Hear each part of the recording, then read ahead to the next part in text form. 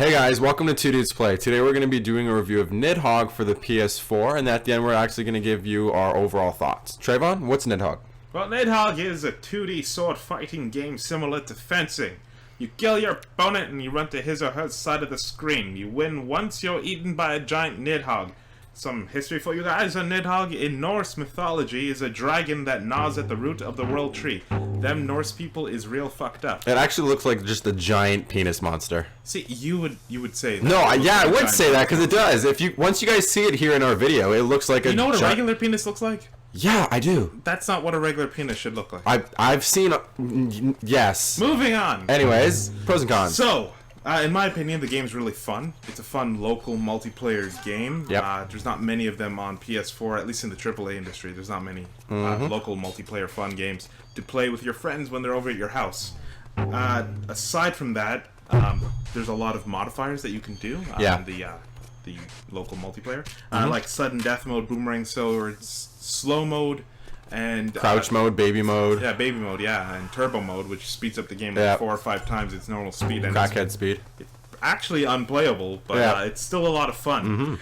The game, as you can see, it's a fun art style. It's very retro, pixely, on like a paper type background. And the screams in the game it's actually recorded real life people screaming like that, and it's random. Oh, I didn't even know that. It's actually really it's like real life screaming, people, and it's random fun. And just by the way, we are not fighting on cotton candy. These are clouds. They should know. The world should know. Anyways, moving on. The stages are completely different. They offer 4 stages: Clouds, Mines, Wilds, and Castle. Each stage is completely different from the other, and that forces you to play a different way. What are some of the things you liked about the game? It's easy fighting mechanics. Like, it's really easy to pick up. Like, your friends can learn this in about 5 minutes, even less than that. I do like seconds. Actually. Pretty much. It's all you have to learn is just basically it's square, the D-pad, and X to jump, and that's basically all you need to learn to have a really good time. The stages, even though there's only 4 of them, I do wish there was more, just to give a variety for players. I wish they incorporated more than a 2-player fighting thing, and maybe even different modes, instead of just running on to the other opponent's side to get to the finish line and getting eaten by a giant Nidhogg penis monster. But basically, the game is really fun. I can honestly kill hours of time playing this. It's better to have a friend playing. You can, of course, play with CPUs.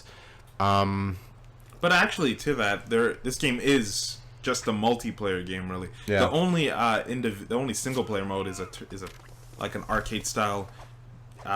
Progress up a ladder. It's like a ladder type, an arcade style fighting, and that's the only single player mode. After that, it's local online or online. But there doesn't seem to be anybody online. Like, if you go right now, it's like 0 people online. Well, granted, we're playing. It's a little bit older now. That's true, right? And actually, that's also because the developer hasn't really supported the online.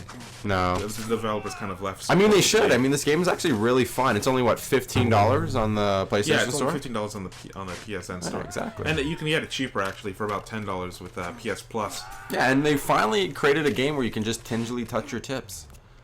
Okay, moving on.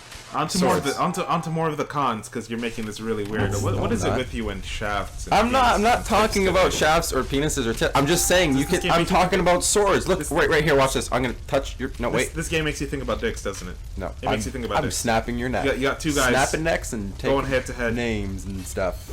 I got a sword. Anyway, like I said, it's a multiplayer game. Yep. So if you have absolutely 0 friends and have no internet connection, this isn't a game for you because you only have the arcade mode, and that's really it. Yeah.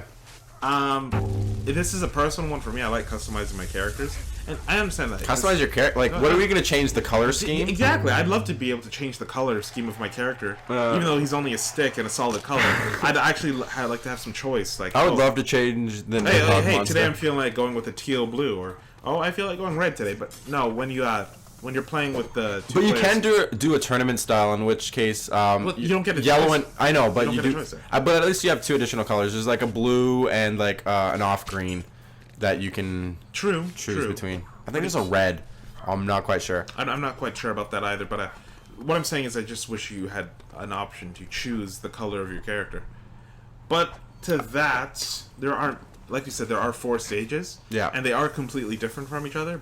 but there's not many stages. There's only 4 stages, and because this is a very quick game, you will move through this. Depending, if you're trolling your friend and you're really good at the game, then you're gonna try to fight him without swords. Also, it'd be really neat if the developers, if they decided to do another version of the game or a sequel. I don't really know how you do a sequel to this game because it's just basically an arcade-based game where you basically fight your opponent or friends, I should say. Just an expansion. Okay, so yeah, fine, an expansion. More moves would be cool. Actually, to that, I don't think they can include more moves because they only have a controller to work with. I know, but all you're using basically is just square and X and then just the D-pad. Right. So let's move on to recommendation. This game is $15 on the PlayStation Store.